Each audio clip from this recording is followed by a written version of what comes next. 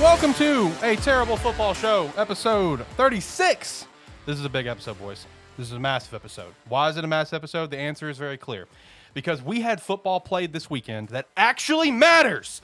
Football is back. This weekend, college football, true week 1. You know, we have week 0. And then next week, the NFL, of course, kicks off on Thursday. Going to be a huge game there with Buffalo and the Rams. Looking forward to watching that. Football's back, guys. How we doing? How we feeling? Shane and Ricky here on Discord. Boys, are you guys are as excited as I am about this? Well, Vanderbilt, I'm very excited, man. Very, very excited. We're going to talk about it. I called that one. We're going to talk about it. I told you Vanderbilt was going to win. We're going to talk about it. And they pulled it away. We're going to talk about it, okay? We're going to dive into this. Pulled away was an understatement, but yeah, they got the win. Whoa, calm down now.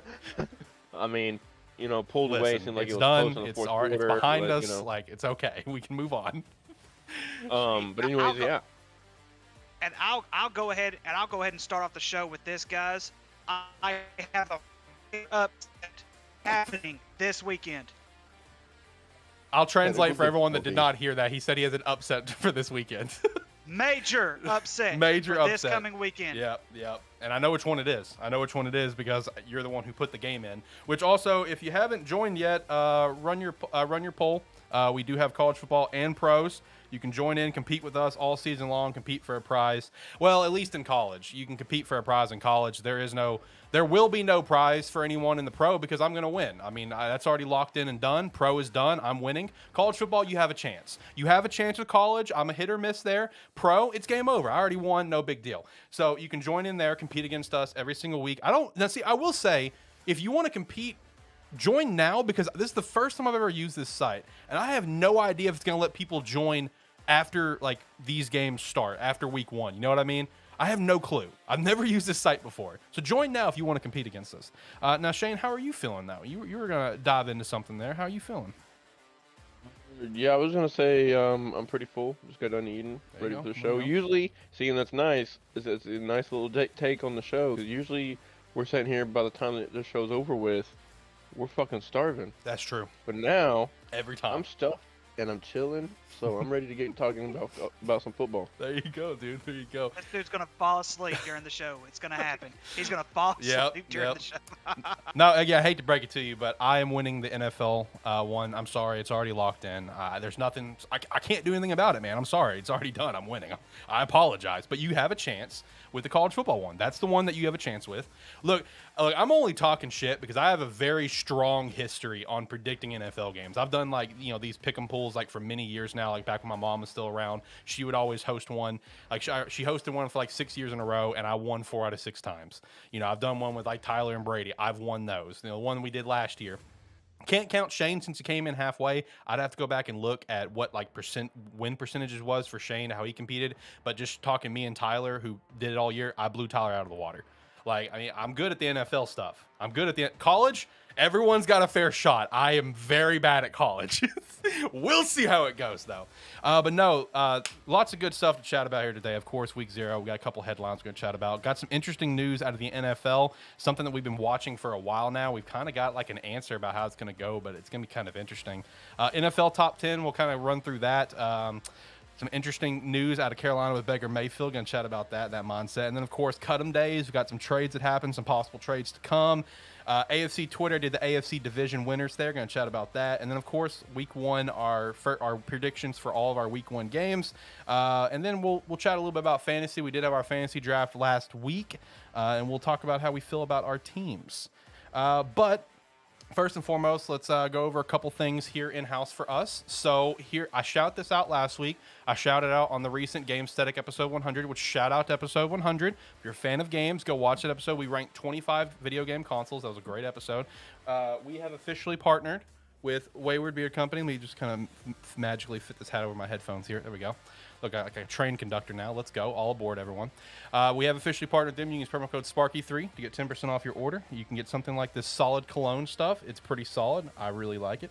Or like or a beard butter. You know, you can get that. Body wash, anything of the sort. Shout out to that. Also shout out to other sponsor. Rogue Energy. Rocket Pop is about to launch here soon. Use the referral link down below. Promo code SparkE3 or Razor3 to get 10% off. And lastly, an announcement. Haven't made this announcement yet. First announcement right here. Terrible Football Show episode 36. We do have an official new partner. I have agreed to terms with said partner. Had a nice conference call last week. Super excited for this partnership. I'm actually going to showcase them a little bit right here. We've officially partnered with a merch company called Agent Inc. They will be designing some merch for us here soon, and this is like some high-end stuff. So SparkE3shop.com will still be active. Consider that like the great value version of our merch. Meanwhile, the merch that we will have here at Agent Inc.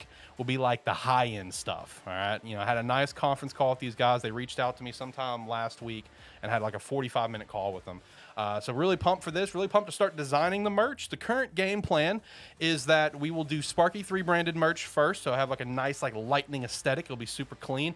And then we're going to hit a terrible football show because one thing about Agent Inc. is they do have jerseys. So we're probably going to do some terrible football show jerseys, boys, and it's going to be pretty sick. And jerseys are actually their number one sellers. That is their number one seller across the board is jerseys. So we're going to hit up some jerseys for a terrible football show. Then we'll do Gamesthetic, and we'll finish up AniMan Plus. Sorry, AniMan Plus fans, know your place. I mean, I'm the host of these shows, and I'm telling you, know your place. Know the pecking order of these shows, okay? I'm just being real with you. But yeah, super pumped to be partnered with Agent Inc. Excited to actually start working on some designs later this week. So definitely shout out to that. Make sure to join the Discord as well. You can jump in with us, chat with us. We'll bring you into a call every once in a while. Okay, with that said, let's hit a couple of quick things before we dive into some college football. Number one, it's pretty obvious we'd shout this out in some capacity. It happened. It's a pretty big deal. Pretty disgusting big deal. Fuck Matt Ariza. There's not a lot to talk about. Fuck him. He already got cut. Great. There's a little that's kind of suspicious with, apparently Buffalo already knew about what happened on the 31st, then proceeded to name him the starter and cut Matt Hack, later on in August. But it's neither here nor there. He is cut. And since he is like a punter, he's done. Like, this is it. It doesn't matter if it comes back he's done. He's never coming back to the league. If it was a quarterback, maybe. Maybe if he came back not guilty, whatever, he might come back to the league. No, he's done. It's over. His career's done. Fuck the guy. We'll go ahead and just assume the dude's an absolute disgusting freak. Fuck the guy. We're moving on. But also, big T's and P's to Commanders running back Brian Robinson. Was unfortunately shot here recently in an attempted carjacking. And this was literally, I saw the news where he was projected to be named the starter, the rumors for it. And then 4 hours later that happened. So it's just obviously, he is in good shape, which is awesome. He was shot on the leg to my understanding. He is back at facility today from what I saw. It could have been a lot worse is the bottom line. You know what I mean? He's even potentially going to be coming back this season. He may still play this season, which is, that's cool. That's awesome. That's something to celebrate. But the main thing to celebrate is the dude's alive. And that's the big thing. And also, I do want to give one special shout out involving this because Tyler sent me this. And when he sent me this, I know their intentions were trying to be positive, but it's one of those cases, think before you fucking speak, because you're going to make yourself look like a dumbass, where someone responded to one of these posts where it's if only this was Sean Taylor and they had a goat emoji. So I know what they were implying. They were implying only if Sean Taylor, was in the same situation where he did not die. But think before you speak. The way they worded it, it's what they were trying to say, but they didn't say it right. You know what I mean? So just think before you speak, people. That's all I got to say, okay? But yeah, obviously massive T's and P's to Brian Robinson. Glad that he's alive and kicking, and we'll hope, obviously be back. Is that the Brian Robinson that played for Alabama last year? That's a great question. Back? Let me fact check that. I think so. Let's see. Yeah, he played at Alabama, where he was a two-time national champion. He was selected in the third round in the 2020 NFL draft. So yeah, you are correct, Shane. Yeah. Obviously, massive T's and P's there. That's huge. Also, shout out to Jacob as well, now in the chat. What's up, Jacob? How you doing? How you feeling? Okay, so let's do some college first. Some week 0 headlines. So we'll go ahead and start with this. I feel like we have to because it was a big talking point for us. Vandy mopped the floor with Hawaii. Okay, I watched the first 2 quarters. They mopped the absolute floor with them. Hawaii did not look good at all. Looked terrible. Braden Traeger, our quarterback, looked a lot worse than I was hoping for, especially since our head coach is a former Hawaii quarterback who is pretty good at Hawaii. And Braden just did not look good at all. Like, he was making some very poor decisions throughout that first 2 quarters that I watched. Even in that first quarter, we did score. Our running back, Dedrick Parson, he did look pretty solid. I liked what I saw out of him. But hopefully we'll get things together. Ricky, I know, is feeling on top of the world. I know I got a nice message from him where he's just like, "Can anyone help me read this score?" It's like, well, Ricky, I would be happy to help you read it. It read 63-10. So now, that's just part of it, man. I mean, we sat here last week, man. I tried to tell you that Vanderbilt was going to beat Hawaii, and you're like, "There's no chance." And then you gave me this statistic that I think, what was it, their last 13 openers, they're 12-1. Yep. Now they're 12-2. I know. 14. And so, I mean, we just gotta sit and embrace the moment, because here is something else, guys, that I want everyone to like. I want everybody to just kind of take a small second and dive in to Vanderbilt football for just a second, because Vanderbilt football has a chance to do something that I think would be pretty freaking awesome if they were able to pull this off. So their next 3 games, they have Elon at home. They're going to beat Elon. They're going to beat them. They have Wake Forest also at home. Wake Forest is not near as good as what they were last year. I don't think they're going to be as good, even though for some odd reason the AP decided, hey, they should be in the top 25. Don't think they're going to be any good. I think Vanderbilt's going to beat them. Then they have Northern Illinois. That's going to be a tougher opponent, I think, for them, but I still think they're going to pull it off. They're going to be 4-0 heading into their first SEC conference play. Do you happen to know who their first SEC conference opponent is? No, not off the top of my head. Alabama. Imagine Vanderbilt 4-0. No. Alabama 4-0. Going headline match. Listen, all right, I'll go ahead and spoil this for everyone right now. If that happens and Vandy is 4-0 going to Alabama, just for the memes, we will make that our FBS game of the week that week. Just for the memes. Like, we know it won't be, but just for the memes, we will make that our game of the week. Hey, but either way, you're looking at a 4-0 or at least a 3-1 if they end up losing to Wake Forest. I think they're going to be a lot more talented than what Northern Illinois is. And I mean, here's the thing. They did have 1 vote to win the SEC this year. I still think it's their head coach, which, that gives him a little bit, of a boost, I guess. I have no idea. But I mean, I don't know. And maybe this is just an overreaction. Maybe Hawaii is that bad. We won't know. We won't know until later on in the season, obviously. See, honestly, watching that game, that's kind of the big question. Is Hawaii that bad, or is Vandy that good? You know what I mean? That was kind of the question.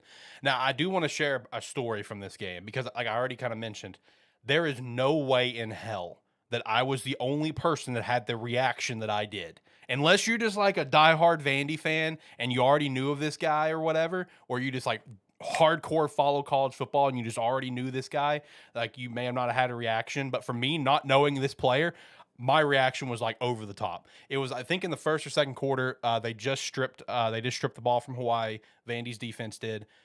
Picked up the fumble, ran it in for a touchdown, right? When they ran it in for a touchdown, they started to celebrate, and the commentator said, "And for the orgy." And I'm like, "And for the what?" And then they showed the linebacker's name. His name is Anthony Orgy. Anthony Orgy is his name. And I'm just like, okay, that makes so much more sense. There's no way I was the only person with that reaction. Because I swear to God, it sounded just like, "And for the orgy," because they said it right as he's starting to celebrate with his team. And I'm like, there's no way I was the only person with that fucking reaction. Zero chance. Seriously, look him up. Anthony Orgy, I believe was his name. Because I had to fact check this because I was like, there's no fucking way. So that one, it's just one of those commentating moments that just really catches you off guard. Ricky, I know you're a massive, wrestling fan. I remember a few years back, I was watching some pay-per-view for WWE, whatever, and it was a Randy Orton match, and Michael Cole was commentating naturally, and he said the Viper slithers in from behind, and I'm like, ooh, bad choice of words there. Bad choice of words there. Very, very bad choice of words. And in this guy's case, it's just his name. I'm sorry for this guy. It's, anyone that's going to pronounce his name is going to make it sound like "and for the orgy." Like, I'm sorry. That's just what it's going to sound like. But either way, that was hilarious, though. Yeah, that was hilarious. The game, however, was not hilarious, but it is what it is. This weekend we play Western Kentucky. We'll see how that game goes. Western Kentucky did get a dub this past weekend, like 30-20 something, I think. But Western Kentucky is kind of like back in a position of like they're trying to kind of get the offense back on rolling since they lost the greatest quarterback in college football history of Bailey Zappi. So that, they're going to figure things out. They'll work it out. We'll see how this game goes. We'll probably get the shit beat of us now because it's how I feel about Hawaii. Do you guys remember the first Banning cast last year where it was the Raiders and someone else on Monday Night Football? Do you guys remember? It's like literally the very first play for the Raiders. It was the very first play of that game, right? Peyton was making a joke where he's like, all right, this play right here is going to tell me everything that I need to know about their season. And it's like an incompletion. And Eli's like, what would that tell you, Peyton? He's just like, whatever losing. He's like 6-11, whatever he said. That's kind of how I felt watching this game for Hawaii. It's like I watched the game. It's like, this game will tell me everything I need to know. All right, we're losing almost every game. Got it. All right, sounds good. Go Bows, though. We got this. Now, I will say, I think me personally, I have a special tie to Hawaii now because I found out something that I didn't know. Other than my good friend being a fan of them already, Mateo Soli, former 3-year or 4-year player at Arkansas, transferred over there. Yes, he did, and apparently was putting up some pretty nice plays. So I may have to pay attention to Hawaii a little bit more on defense, right? Yep, He's like a defensive end. Yeah, yep, I saw that. He was a tight end a defensive end for Arkansas that was fucking making plays with a club on his hand because he broke like two bones in his hand or something. So he's playing with a club like that cast. Right. And then also speaking of Bailey Zappi, he was announced to be the backup quarterback to Mac Jones. Hey, there we go. Shout out to the greatest college quarterback in college history, Bailey Zappi, the GOAT. No one's better. Sorry, deal with it. This is the facts of life, man. So some other headlines we got coming out of week 0. The biggest one, really, honestly, is the Scott Frost stuff versus Northwestern. Oh my God, dude. He already had a hot seat coming in this year. That game just made it 1,000 times worse. Up front. He made it so much worse. Like, boys, like, at this point, it's like if you're Nebraska, I mean, you need to cut ties with this guy quick. Because, I mean, like, in the last 5 years, he's only been over 9 wins one time. Who was the coach for it? It was like, what, Bo Pelini, I think is his name? Pelini, yep. Yeah. In Bo Pelini's time, he had multiple 9-win seasons. And get rid of him in favor of now Scott Frost, who I get it. He went to Nebraska and all. But in, like, the past 5 years alone, only one season of 9 wins plus. Like, bro, like at this point, you gotta call it. You know what I mean? Like, I mean, his hot seats, and and if it was my decision, right? They're playing North Dakota this weekend. North Dakota's not a great FCS school. I get it. They're mid tier. Whatever. If they don't blow them out of the water, I'm concerned. You know what I mean? Like, you can win, and that's cool and all, but if you don't absolutely just blow the doors off North Dakota, I am concerned as a Nebraska fan. Especially after what we saw in week 1 with Northwestern and Scott Frost decision making. But I don't know, man. The Scott Frost hot seat is, flaming. And I'm telling you, if he don't blow the doors off North Dakota, it's just going to add more fuel to the fire. How you boys feeling about this? 'Cause, I mean, like, this was a pretty notable hire when it was done, for Nebraska. And he's done absolutely nothing for the program. I mean, yeah. Sorry, go ahead, Ricky. No, you're good. Go ahead, Shane. I mean, I didn't, like I said, I'm not gonna be able to watch a ton of football, like live football this year. And I didn't get to catch a lot of games on Saturday because, of course, I was working. But what I saw from it, Nebraska was up 38-17 or something like that at some point, and just completely blew the game off. Like, and I think there was some stat that Scott Frost was like 0-25 or some crazy shit like that. I'm not exactly what it was for, but in one-score games, like he's lost so many one-score games. And guess what? It came down to one score, and he lost it. So yeah, I mean, I think at this point, honestly, if they start off like 0-4, 0-5, 1-6, something like that, like he's gonna be gone before the season's over with. Yeah, he's done at that point, 100%. Ricky, what about you? So I thought they should have cut ties with them last year. I like Scott Frost. I like Scott Frost a lot. He had I think it was Central Florida that he had his very good success at. But when you get to a certain point, you follow this pattern that Scott Frost has. His 9 losses last year, guys, were all single-digit losses. And that just, in some ways, I understand the athletic director's point of view, because you're looking at, okay, we're almost there. Maybe there's just something this guy needs to just get this boost going. I personally thought, had they lost to Northwestern, which they did, I said this last week. Me and Brad had talked about this last week. I said to fire him in Dublin, Ireland, leave him in Dublin, Ireland, let him have some dignity, go buy some drinks. Drinks are on him to accept the buyout, whatever it is, because that's one of the things that's really holding Nebraska back is this entire buyout. And guys, I'm just going to go ahead and mention this just a little bit extra. Nebraska, in my opinion, has really just shot themselves in the foot. And I'm glad you brought up Bo Pelini, Alex, because Bo Pelini, I understand that they hit a spot, sort of kind of like how Arkansas did with Mike Anderson a few years ago, where you're at this certain tier and you're not doing any better than this, and you thought, hey, let's see if we can actually do better than this.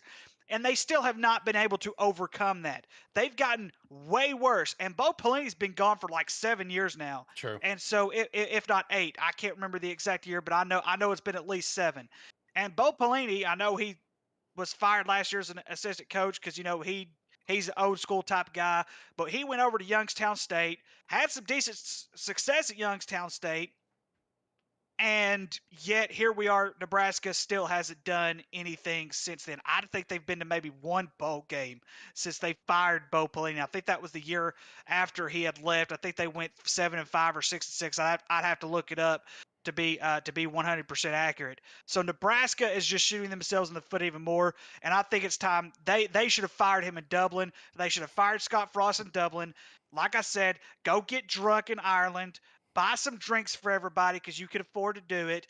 Give the guy a little bit of dignity while he's in there, because it's just without him having a decent year. Northwestern had zero expectations this year, guys. None. Zero zip nada.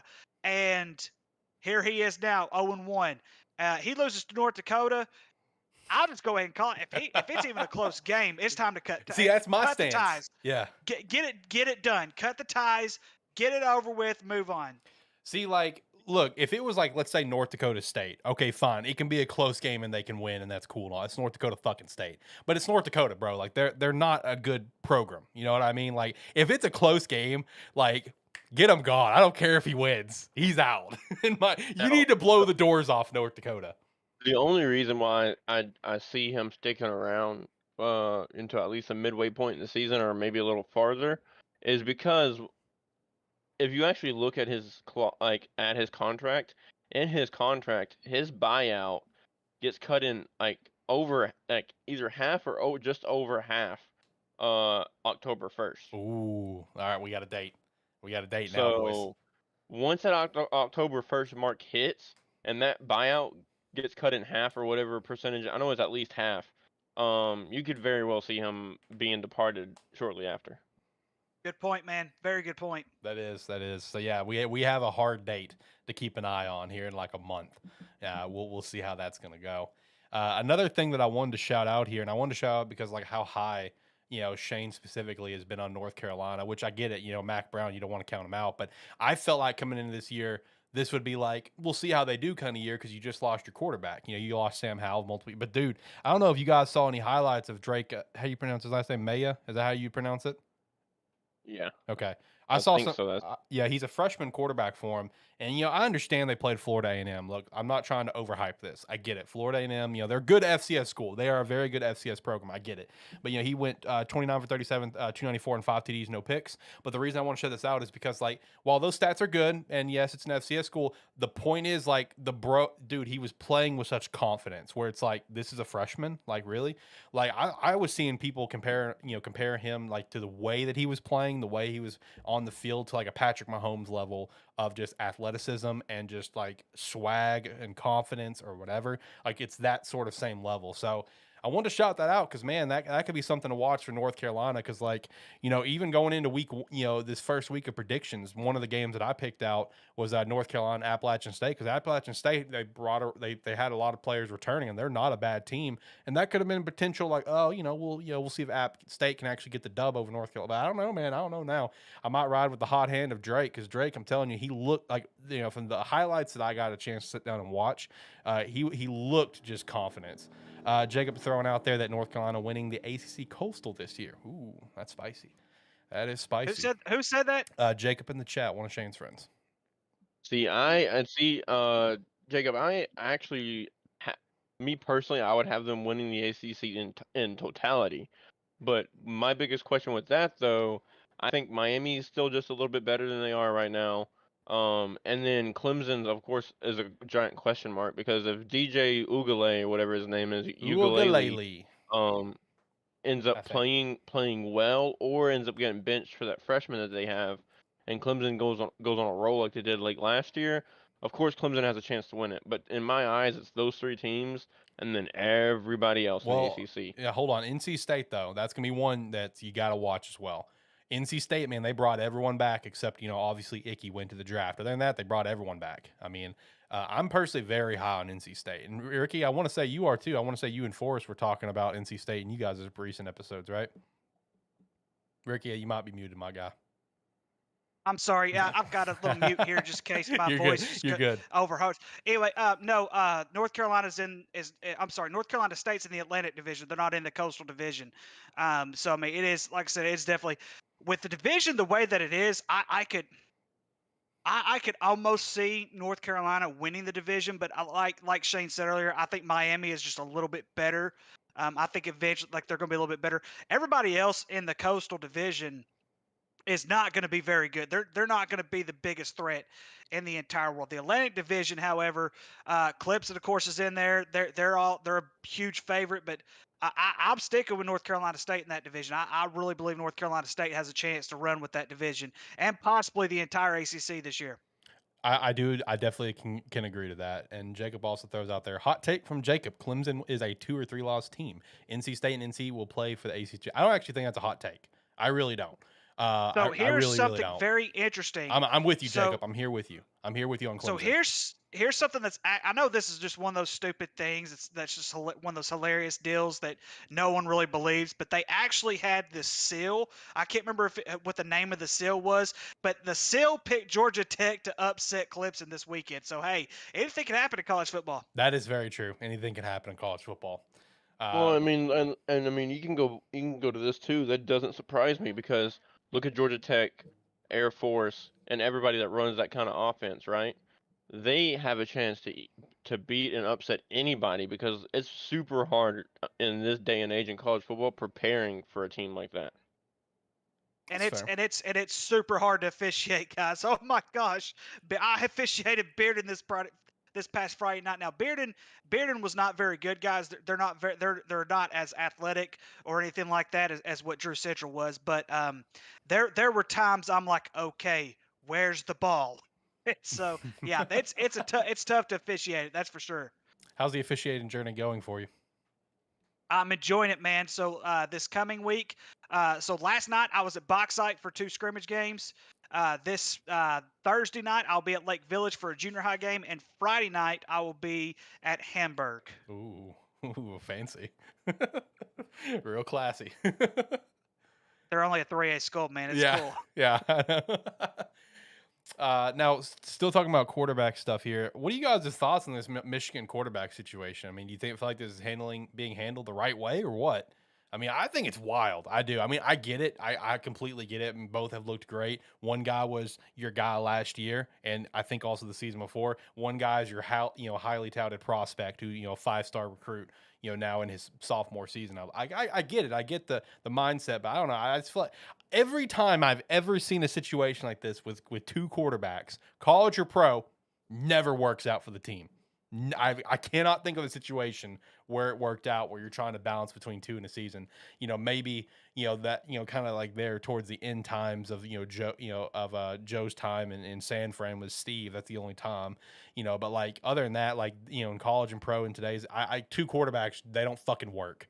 I mean, what do you guys think of this fucking Michigan, thing where Cade is starting week 1 and JJ is starting week 2? I saw a hilarious comment earlier where it's like that moment that Colorado State and Hawaii realize that they're just tryouts for both the quarterbacks. And I'm like, that's accurate. That's exactly what this is.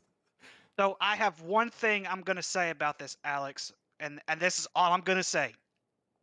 This is the same coach that went on national television when he was the head coach of the San Francisco 49ers, and he said, "We're going to go with Colin, and we're going to go with Alex." That is true. He did do that. So this does not surprise me at all. That is true. He did do that. He did do that. Shane, what's your thoughts? I mean, yeah, I don't like two quarterback system. I've always thought that, yes, stick with a guy that you think either is better, or two, maybe he's not as good right now, but if you can get him into these early games, as far as pretty much like these warm up games that college football typically has, versing your Division 2 and 3 and lower end Division 1A schools, then yeah, you can kind of tweak things, and maybe by the time football matters in the sense of conference play, then ride with that guy. Um, Now, I will say this, the way that he's doing it, I prefer that than consistently be swapping out quarterbacks every other drive or every That's fair. quarter or whatever it may be. Yeah, I like saying, okay, look, you're going to have this game, you're going to have this entire game. Whoever I think can help the team produce points the best, that's who I'm going to go with. I like that better than what typically we see when it comes to a two quarterback system. But at the end of the day, I think you've got to settle on one guy before the season starts. Let me actually pull up Michigan's schedule real quick because I don't remember it off the top of my head. Because I am kind of curious where, I am thinking about that joke where it's just like, oh, imagine how Hawaii and Colorado State feels that they're just like, tryouts. All right. So, I mean, they've even got another week for a tryout if they want to, because week 3 they got Connecticut, they got UConn. So they got another tryout week if they want. And then they get into, some Big Ten play, but only against, Maryland. So whatever. So that we could see we could potentially see this sort of thing up until week 5, because week 5 they're going up against Iowa. So we could see this shit for the first 4 weeks for Michigan, trying to figure things out against these teams that in theory they should have no problem beating. So this is going to be something to watch over the next few weeks. So week 1 though, boys, what are some games that you guys are keeping an eye on besides your own, obviously? I mean, both Arkansas fans, I get you're playing a ranked team. Besides Arkansas and Cincy, what are some games that you guys are keeping an eye on? Because I've got some that wasn't even in our pick 'em poll that I kind of wish we threw in there. Because like for me, like West Virginia and Pittsburgh, that rivalry, that's one right there. Pittsburgh, has Solis, I think how you pronounce his last name, who was at USC last year. That's who their quarterback is this year. And then, West Virginia, got some new OC over there with Graham Harrell. That's a game that I'm going to keep an eye on this weekend for sure. As well as, Houston and, San Antonio. That's actually, I think, in our Pick'em games. That's one that I'm going to keep an eye on. And then also North Carolina, Appalachian State. Those are part of the games that I'm, besides the obvious ones. I mean, you got Oregon and Georgia. That's obvious. Notre Dame and Ohio State, which also shout out to, the Notre Dame coach where he was asked about his line in betting. I think it was like minus 17.5. And he's just like, what was it again? They're like minus 17. He's like, oh, I didn't know that. Thanks for letting me know. I'm going to bring that up in the team meeting. So shout out to that. That's a different level of energy right there. But, how are you guys feeling towards week 1? Obviously, we're pumped. You guys are pumped for Arkansas and Cincy. What are some other games, though, you're keeping your eye on this weekend? Other than some of the ones that are in our pick 'em, there's really not a ton that's really out there that's just really like, oh my gosh, this could be awesome. Yep. I mean, USC does play Rice. I mean, I know that's probably going to be a blowout, but that's just going to give us an opportunity to see, Lincoln Riley, his debut. Let me see here. Utah and Florida. I think Utah and Florida I'm could excited turn out for to be that a real one. good game. I'm excited for that one. And it's in Gainesville. I mean, that's anything can happen in Gainesville. Even though I don't think Florida is going to pull off the victory, but you could definitely call that one out. Let me see here. I'm trying to find some other ones that could really be a good potential. Memphis and Mississippi State. That could be a doozy. That is true. That's fair. And so, I mean, other than that, guys, I mean, it's just a lot of warm up games. It is this week for a ton of teams.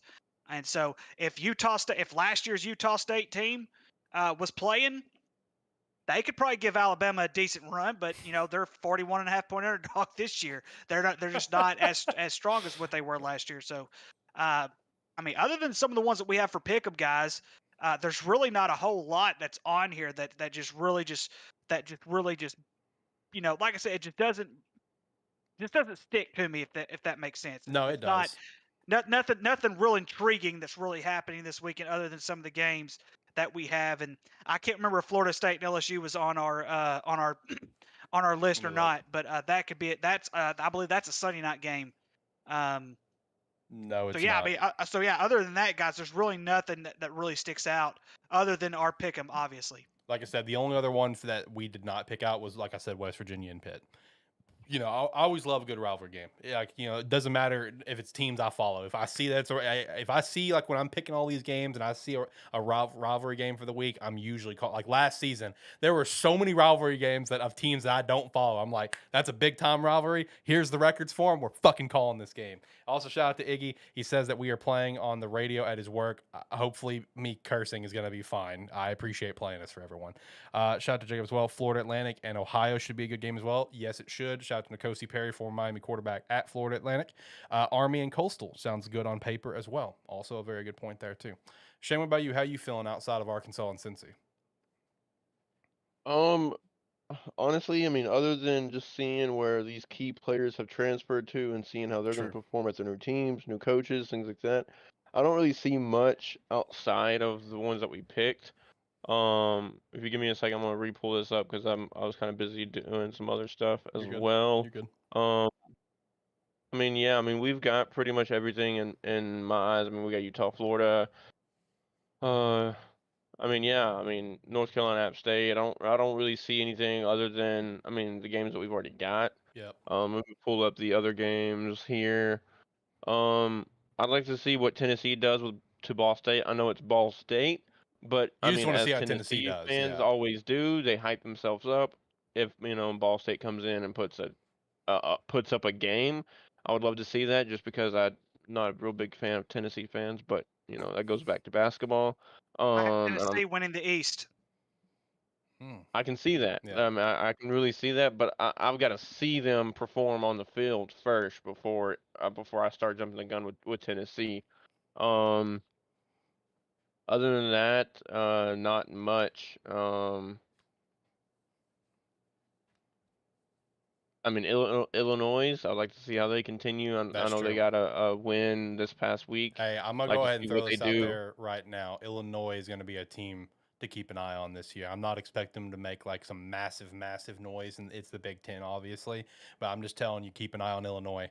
I got a lot of faith in this team, and also shout out to the fact that Indiana is like what I shared it earlier. I think in our group chat, they're like what 6 games away, whatever, from being the first FBS school to hit 700 losses. Oh God, Hawaii might be bad, but baby, we ain't that bad. So let's go. We got something to be happy about. Oh boy, that's horrible. That's horrible. Goodness gracious, they're No- worse than Vanderbilt. Oh, I know, right? That's saying something. Like, come on, bro. Indiana, man. Because, like, you think of Indiana and you think of them as, like, in theory, could be a good program, but it's because you have those ties, like, oh, well, their basketball program is a historically good program. But then you just look at football, it's like, yeah, we're about to be the first FBS school with 700 losses. So, shout out to us. Hey, look on the bright side. You're at the top of the mountain in something. May not be good, but you're at the top of the mountain in something.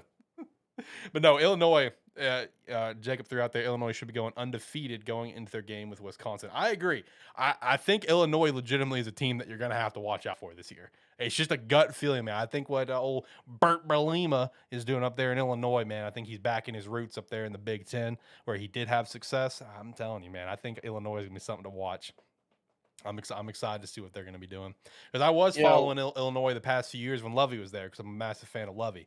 So I've been following Illinois for a good few years now, and it's just like I thought I could let them go once Lovey was gone, but now I saw them do some damage last year, and I'm just like, for the sake of the show, let's follow Illinois. Let's see what they're going to do because I think they're And going I to be follow Illinois surprised. because, in my eyes, even though a lot of Razorback fans didn't really like Brett Bielema going towards the end of our or his tenure here, just because they felt like, I mean, it was true. It was kind of like like what Ricky said earlier with Mike Anderson.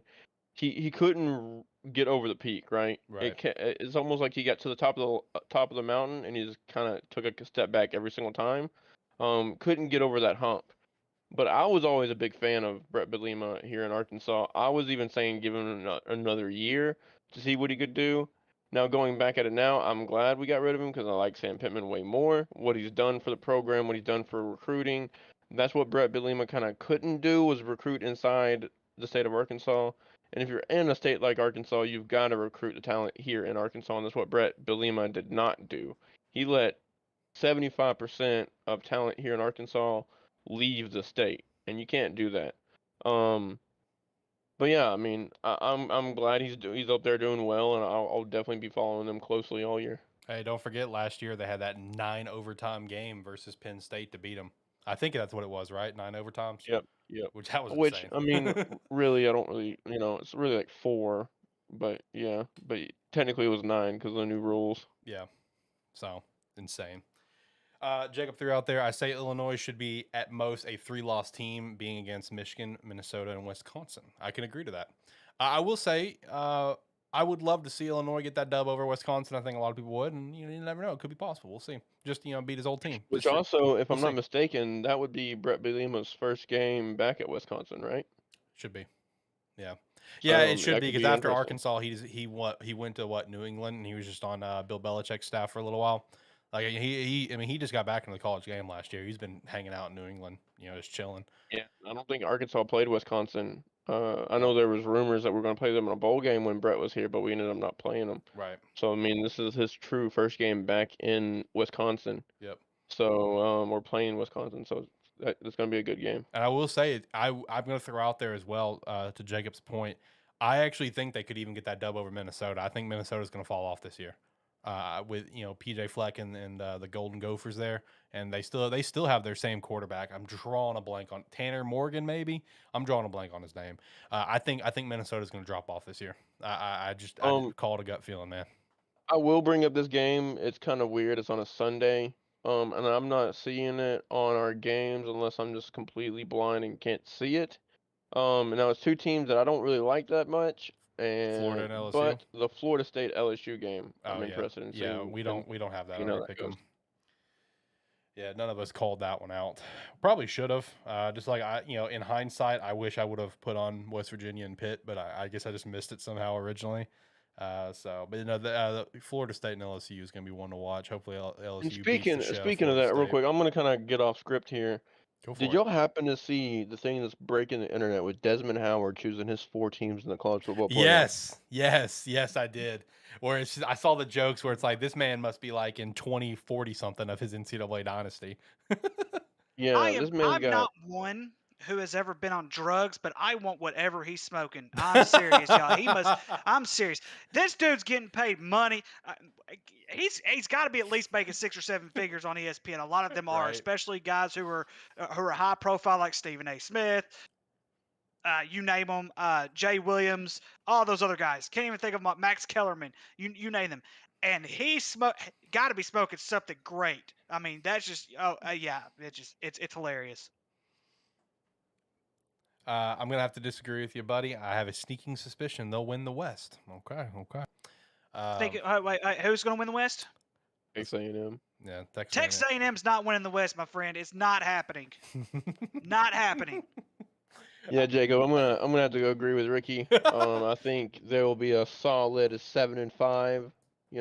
That's pretty much their peak. I agree. 7-5, 8-4 at most. I mean, who said that? Was that Jacob who said that again? Yep. Yeah. I want whatever you're smoking, Jacob. I want whatever you're smoking, Jacob. And frankly, Alex wants your mic. So if you just want to go ahead and toss that over. Okay. Oh man. No. Oh, Minnesota. Okay. Oh, Minnesota. No shot. No shot. They're winning. Look, that side of the Big Ten is not good. I will not disagree with you on that one, but I really think Minnesota's going to drop, man. I really think Minnesota's going to drop this year. I think the writing on the wall for Minnesota was there last year, where it's like they came in with like a little bit of hype to them at the very beginning of the year, and they fell off very, very quickly. and just never kind of regain that steam. So that's just kind of where I'm at. But, honestly, when it comes to that Big Ten West, I mean, it literally could be anyone. I mean, so it's possible Minnesota could win, I guess. I mean, that Big Ten West stinks. But I don't think I'll be. I really think they're going to fall off a cliff. I don't know. We'll see. We'll see. They may not. I'm not a college football expert, so we'll see how it goes. Boys, anything else you want to throw out there with week 1 or anything of the sort? College football. If not, we'll hop over to talk about some pro stuff. Ole Miss is about to win the West for the SEC. Okay.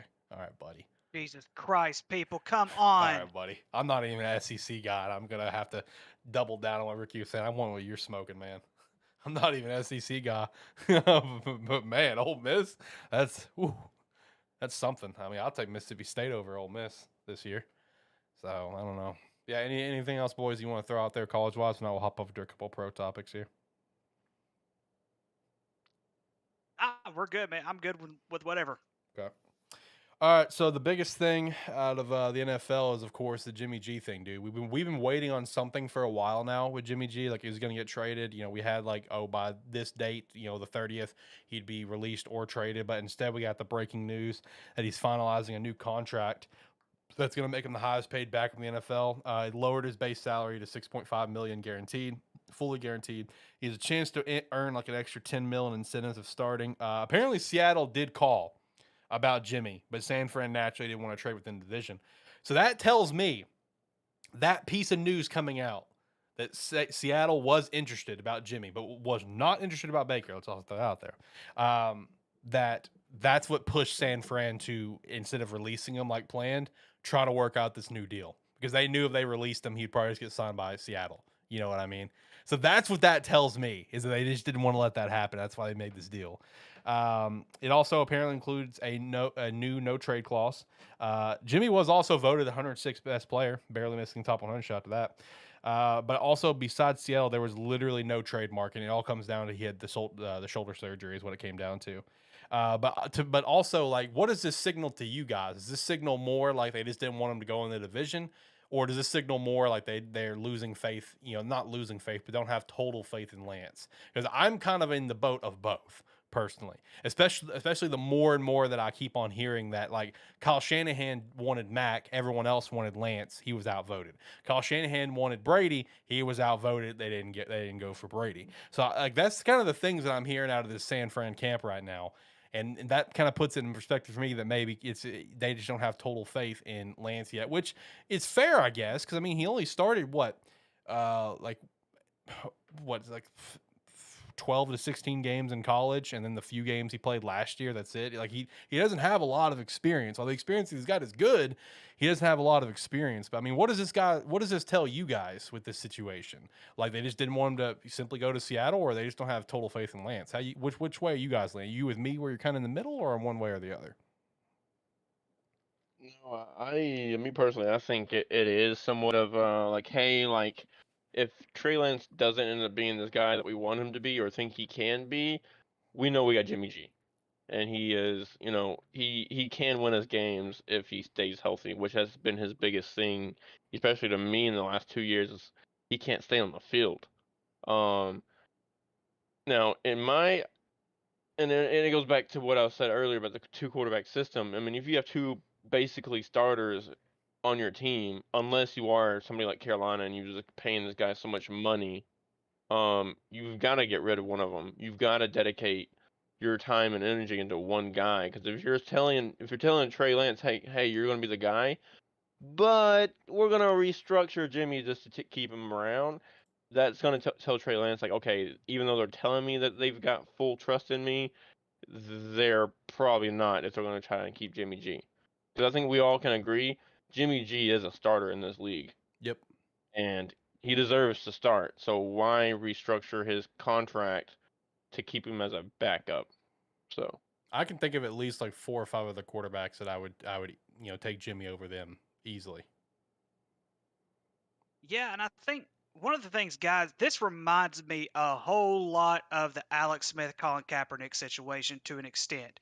The only thing we have not seen Trey Lance as much in the NFL as what we did with well, let me take that back. We saw Colin with he had one great game, and with Alex Smith being injured, the great Harbaugh, who's now at Michigan, says, hey, we're going to go with Colin Kaepernick, who at the time was the much younger quarterback. And we saw what happened. They did end up losing the Super Bowl, which, fine and dandy and everything like that. But you have this veteran quarterback, and I still believe if Alex Smith was in that situation, the 49ers probably win that Super Bowl. I'm just gonna throw that out there. We don't know how good Trey Lance is. Like you said earlier, Alex, he does not have very much experience at all when it comes to playing quarterback. And also, one thing I think the organization really has to sit down and they really have to digest something. Do we really want to take a step back? Because if we look at last year, did anybody expect the 49ers to go as far as they did last year? Absolutely not. I don't even think the 49ers expected him to go as far. So it's almost like if you're going to start Trey Lance, which let them start Trey Lance. I don't care what they do at this point. But it's almost like they're already throwing in the towel. To some extent. They're already saying, you know what? We're not going to be any good this season. Let's go ahead and throw him out there. And to me, I don't think that's fair to Trey Lance. I don't think that's fair to Jimmy Garoppolo. Because it's like you said, I know of several quarterbacks I would take Jimmy Garoppolo over. Several starters that are currently in the National Football League right now. And including those who I think are going to win the division, like Philadelphia. I would take Jimmy Garoppolo over Jalen Hurts right now, at least right now. If you want to go to that extent, I would take Jimmy Garoppolo over Matt Ryan right now, and Matt Ryan starting for the Indianapolis Colts. That one's a hot take. I'm just telling you. Of course, like I said, Matt Ryan, he's getting old. He's done. All right, he's done. Now, I'm saying in general, there's so much more to this than meets the eye, because it's like I said before, you're going to start Trey Lance, but to me, San Francisco's throwing in the towel, and they're saying, we don't think we're going to be any good. Let's keep Jimmy around just in case this whole Trey Lance thing does not work out. Jacob also threw in a chat, I think Jimmy G is too injury prone for me to give him a start, maybe over Geno Smith, and that's about it. He's too much of a high risk, a high reward type of person to give money to, and that is fair. Okay, but even if that is the case, I would still take him over, at least off the top of my head, 3 different quarterbacks, being what he just mentioned, Geno Smith. Davis Mills down in Houston, I'd take Jimmy G over. Daniel Jones in New York, I would take Jimmy G over. Hell, even if I was Cleveland, I would take Jimmy G to be my guy for 11 games over Jacoby Brissett, even if I got to pay more money. I would even consider taking Jimmy G over Ryan Tannehill in Tennessee. Ryan Tannehill is just a game manager and a half-ass one at that. Jimmy G is a lot better game manager than Ryan Tannehill. I mean, there's multiple quarterbacks. That is a good point because he's injury prone, which is also where there was no trade market. Apparently, is that even at it was like the owners meeting or whatever. Kyle was going around trying to why aren't you guys interested? In Jimmy, it's like he's coming off that that surgery. It's like he's too high risk. Also another one, Washington. I'd take Jimmy G over Carson Wentz any day. There's a lot of quarterbacks. Davis Mills is a future Hall of Famer in my mind. You and Tyler need to calm the fuck down, okay? Both of you. With fucking long neck, man. He's not a future Hall of Famer. You need to relax, Jacob. But I don't know, man. I'm with you, Ricky, where it's just like, you need to, if you already made it very clear that this is Lance's team, Lance is their guy, and to the point that you're telling Jimmy, don't come to the office. Still paying him, not fining him, but just like, hey, don't be near the facility, and now you do this. I think there's the side of it of where I watched that preseason game of San Fran Houston the other night. I did watch that full game, actually. Trey did not look good in the first half that he played. In my opinion, he did not look good at all. That was one of the biggest things, the 2 things I took away from that game. Trey looked terrible. Houston's defense looked a lot better than last year, and they looked good last year. Let me stress that. I'm not saying they looked bad last year, because they were really good in takeaways last year. They looked like a true Lovie Smith defense. Those are my 2 takeaways. So this coming out is again, I think it's a mix of they didn't want him to be released and go to Seattle, especially since they play Seattle in week 3, week 4, and they're not completely sold on Lance yet. They're giving themselves an insurance policy. But the problem behind that is your insurance policy is your starter that led you to a Super Bowl and have led you to 2 different NFC championships. The moment this team is even somewhat bad this year and Trey is somewhat bad, it's going to get loud. Okay, it's going to get loud because like the thought's going to creep into these players' minds, right? Like it's going to happen where it's just like we got a guy that we know can do it, and we're just entertaining this second year player. You know what I mean? I get it. He's the future. Writing's on the wall. You know, everyone's it's a business. We get that, but like, you know, there's a lot of like this team is built and ready to go now. So like, let's win now. You know what I mean? So it's gonna get loud in San Fran this year, man. This is gonna be an interesting story to follow all year long, in my opinion. Like I don't know. This was wild to me. It's gonna be ugly. Yeah, it's gonna be ugly in my opinion. And like to me, like also with this news being out there, I already thought San Fran was gonna be average at best anyway. I think I had them going 9-8. I'm gonna further just hammer that shit that this team's gonna be average as hell this year. Like next year, we'll see. Could be a different story. This year, there's just too much drama. Drama does not work out for a team and on any level. If you got drama going around, man, it's not gonna work out for your team. So it's gonna get ugly. It's gonna get ugly quick. Too bad for Shane, though. He had a chance at Jimmy G and San Fran said, nah, fuck that. Yeah, too bad for that. Yeah, it feels bad, yeah. So one thing I wanted some thoughts on just real quick here. Don't have to go in a lot of detail. What do you guys think of that top 10 for the NFL Top 100?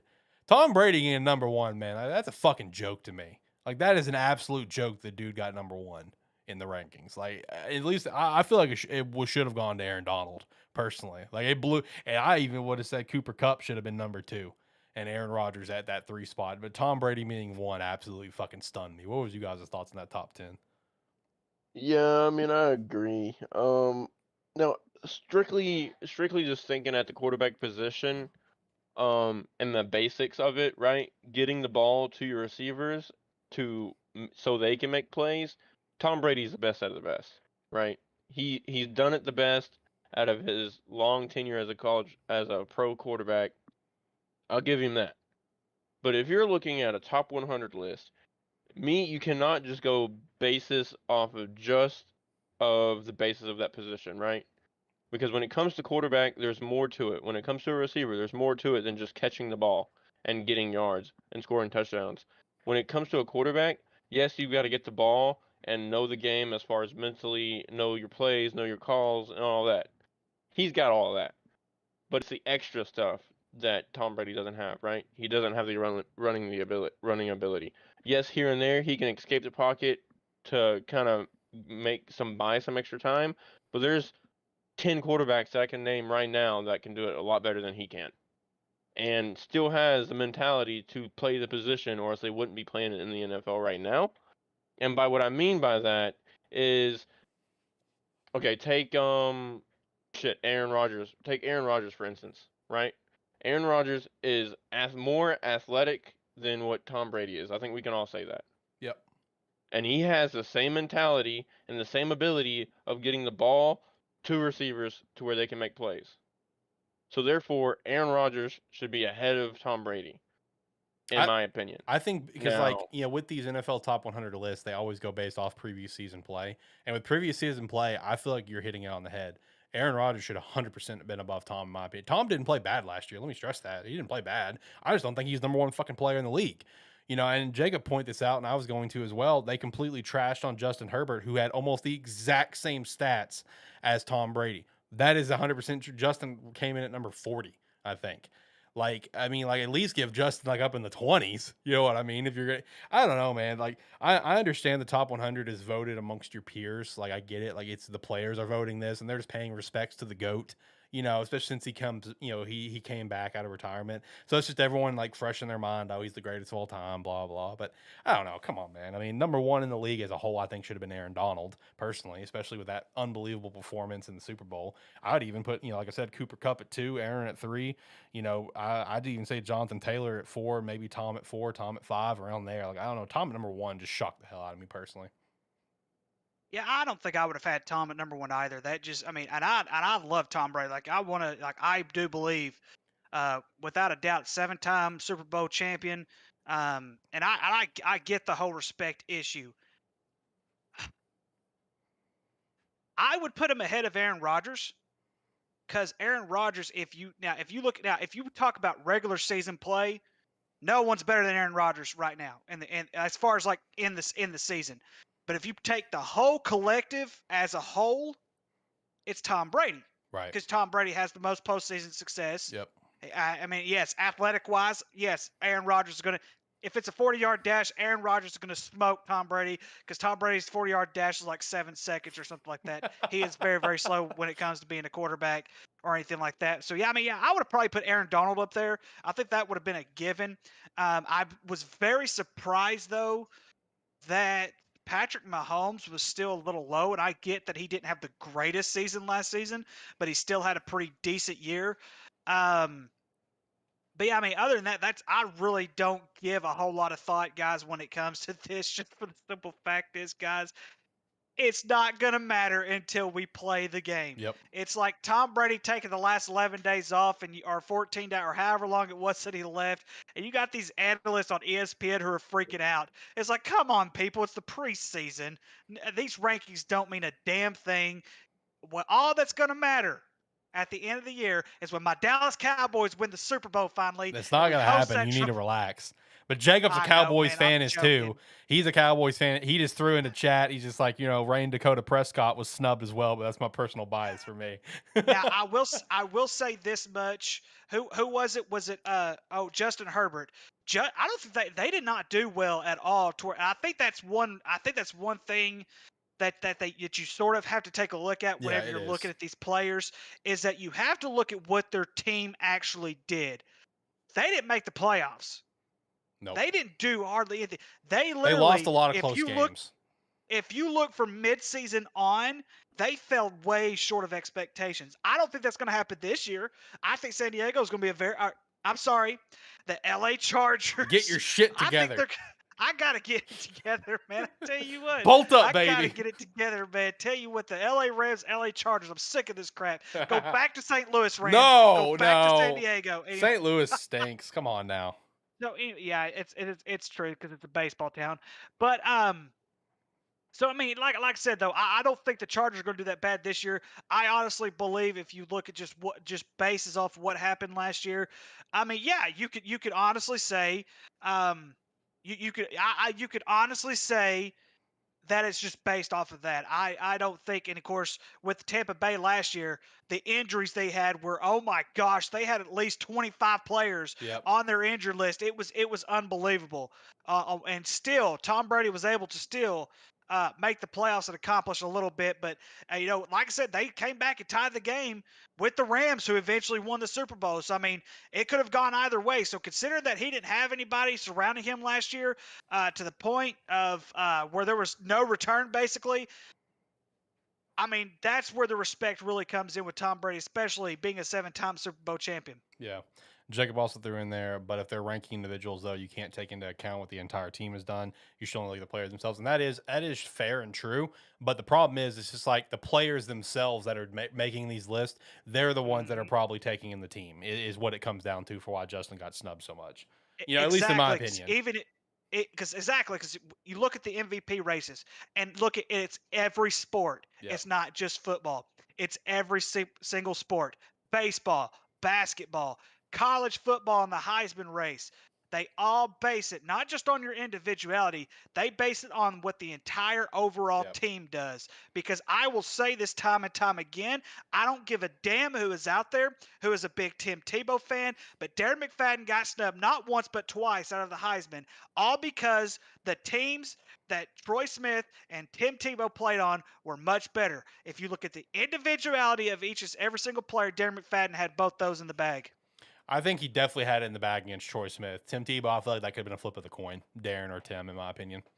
But also shout out to that Heisman poll, because that was one that had Cole Brennan in it. Go Bows. And Chase Daniel. No, I want to kind of speak on this. I do agree to an extent that you have to somewhat, not necessarily look at what the team does, but what that player's impact on the team is, right? Now I'll use Darren McFadden as this example of why I agree with Ricky as far as he should have won at least one, if not both of those Heismans, is because without take Darren McFadden out of the Arkansas team, we may go 500 or below 500. But since he was on that team, that's what allowed us to win 7, 8, 9, 10 games in those 3 years or whatever it was. So That's what I would base it on. Not necessarily what the team does, but how that player impacts what the team does, if that makes any sense. Yeah, it does. I'll shout out to Iggy. He's living in a fantasy world if he thinks Dallas is going to go to the Super Bowl. And before anything is said, I'll be happy if my Panthers have a winning season. Iggy, if we're just going to be honest, man, that's every Dallas fan in the history of Dallas Cowboys fans. They all live in a fantasy world. Sorry, Ricky, it's the truth. Hey man, hey, I'm just trying to get a little bit of hope because I know good and well it happens every single year that they turn out to be this good team. Like last year they went 12-5, so they're like, okay, maybe we have a chance, but I knew deep down they were going to blow it anyway. So I'm just trying to make a little bit of what was it called? A little bit of drama to the Right. show, if you want to Yeah. put it that way. Just a little bit Hey, of drama. It's like if We I were love to come drama. out and say that I was rooting for Florida State to win the college football playoff or something Wow. like that. Yeah, so add a little bit of drama Little to it. Of spicy. course, I also know that Alex doesn't hate the Cowboys as much as he does Florida State. So anyway, I don't hate the Cowboys as much, but so there are some Cowboys fans out there that I just despise. Let me tell you, not you, thankfully, and not my friend Brady, and not Jacob in the chat. But man, I just living on Twitter. There are some people out there that just they need to be silenced. They need to stop. Oh well, god. we need a kicker right now, man. We don't even have a kicker. What are you guys doing, bro? Like, you got rid of both your backup quarterbacks. You don't have a back unless something has changed I haven't seen. And you got rid of your kicker. But you're at your 53-man roster. Like, what are you guys doing? I don't know, man. They were not pleased last year with the kicking game at all. Because if you look at the kicking game, it was atrocious. And of course, they didn't bring Dan Bailey back, which I get it because of the fact is he did get injured. It was affecting his kicking game a little bit, but I personally would have stuck with Dan Bailey through thick and thin just because the accuracy that he did have. He wasn't a Justin Tucker, of course. Justin Tucker, when it's all said and done, is probably gonna be the best kicker to ever play the game. 1,000%. I believe they're just going to. I believe they're going to use some of the players as a little bit of trade leverage, possibly to get a kicker and maybe a backup quarterback. At this point, I have no idea who they're going to get for a backup quarterback. Jimmy G's taking up, people. Jerry, just to let you know, Jimmy G is taken right now. He has a no trade clause. There's no way in hell he's going to the Dallas Cowboys. So I don't know what they're going to do. Hey, the Chicago Bears just waived Nathan Peterman, who famously threw like 6 picks in his first start ever. So you guys can get him. He's a great quarterback. Pick him up. Tim Tebow. Jacob Boss out there. I'll be honest. When I saw we hired McCarthy a few years ago, I knew right then and there that we weren't going to go win a Super Bowl under his watch. He's way too conservative, and that's a fair point. Honestly, I said this I think weeks back, and I'm going to keep saying it. I think this is Mike McCarthy's last year, depending on how you guys do, because I think Jerry's going to hard go after Sean Payton. That's my hard stance and canon is that he wants Sean Payton in that building. That's what I think is going to happen. But I don't know. We'll see. I have a hot take on that. Alex. The Sean Payton thing. Why would you want more mediocrity? Whoa, calm down now. I would take Sean Payton over Mike any day. Why would you want more mediocrity? You look at their coaching stats. Their winning percentages are almost identical. If you take away the losing season that Mike McCarthy had when he first got there, their win-loss record is very, very identical. Mike McCarthy's won more division. They've been to the same amount of conference championships. They each have one certain. Why do you want more mediocrity? Why would you want that?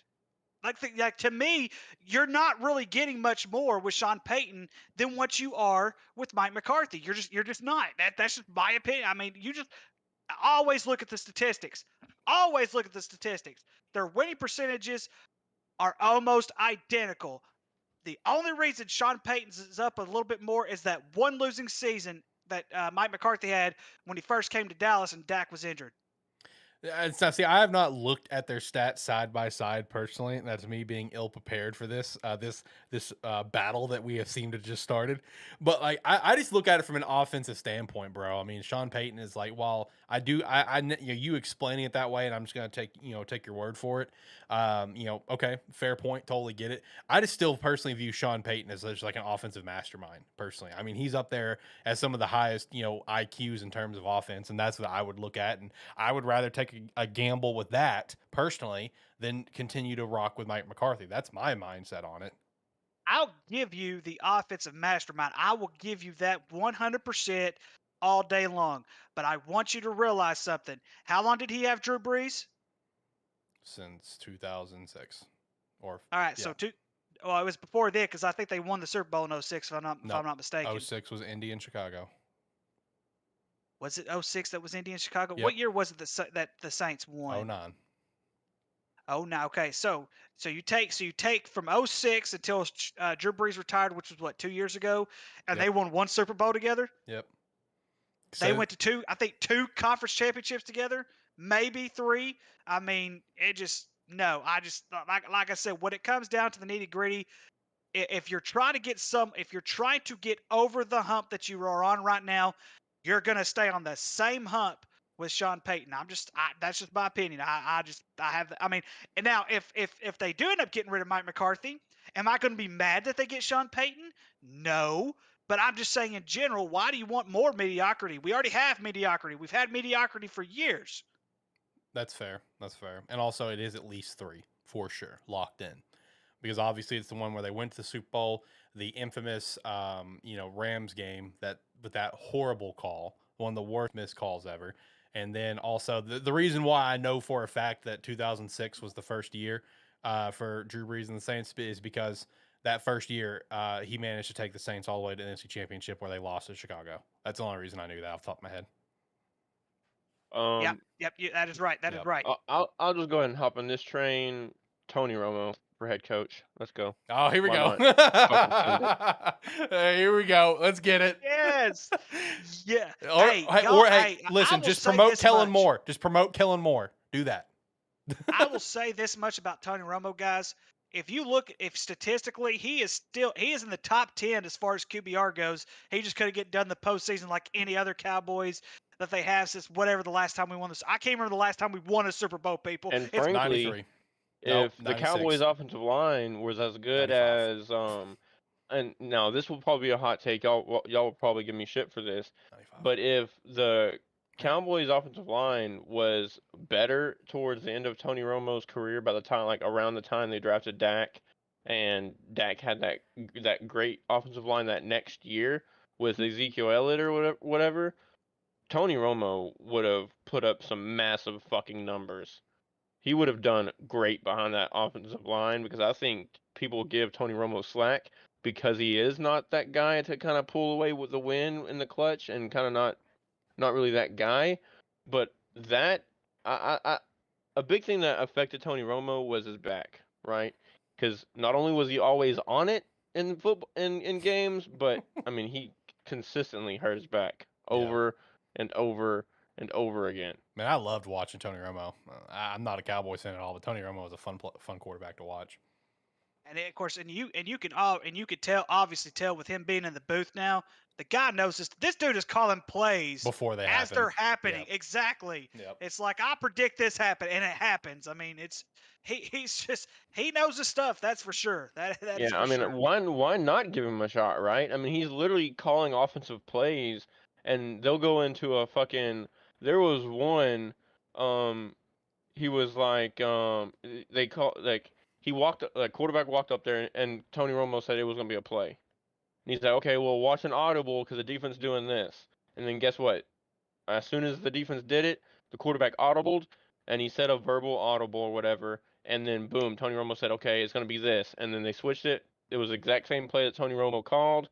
The defense did exactly what he said. Like, why not give the dude a shot? Right. And also 95 season was the last time you guys won a Super Bowl. That sounds about right. That does sound about right. Yep.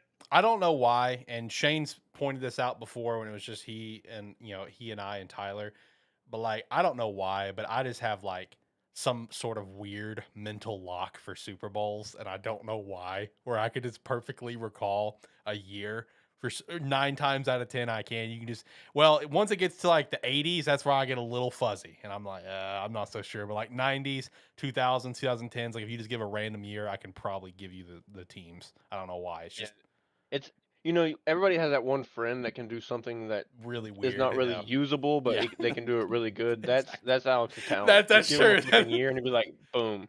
Yeah. It's like, dude, You can do that so well, but why? I Why don't can you do know. that so well? I don't know. I wish I knew, but I don't. Like, here, give a random year. Let's see if I can grab it. But not 80s. Don't give me 80s.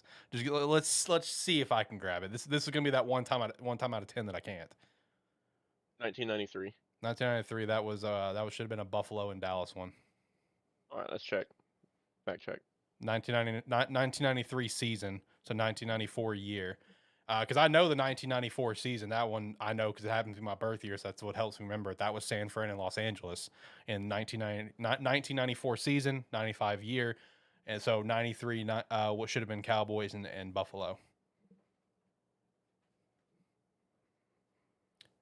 You said it was who? Cowboys and Buffalo for 93 season, 94 year. If you look up 1993 Super Bowl, it may show the Super Bowl that took place like in the actual year, which is like what 27. Now that I don't know. I don't know those numbers off the top of my head. Besides like a couple, but yeah, 1993 season. No, you're right. Yeah, yep. yeah. Cowboys and Bills. Cowboys defeated the Bills 52-17. Oh my God, what a beatdown on them Bills. That's unfortunate. No, I don't know why I remember that. I really don't. It's fucking stupid. And like Shane just said, it's just a useless talent that I just have. I don't know, man. That's my useless fun fact about me. I don't know. Anyway, next thing that I wanted to chat about real quick here, NFL wise, was did you guys see the thing about Baker Mayfield throwing out some heat?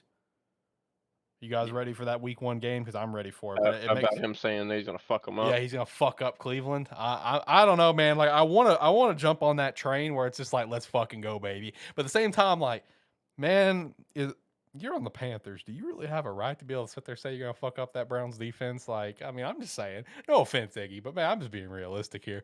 Like, I mean, I appreciate. I want to see it happen. I think that'd be dope, but I just don't know if it will personally. But I don't know. I thought that was pretty funny. He's gonna fuck him up.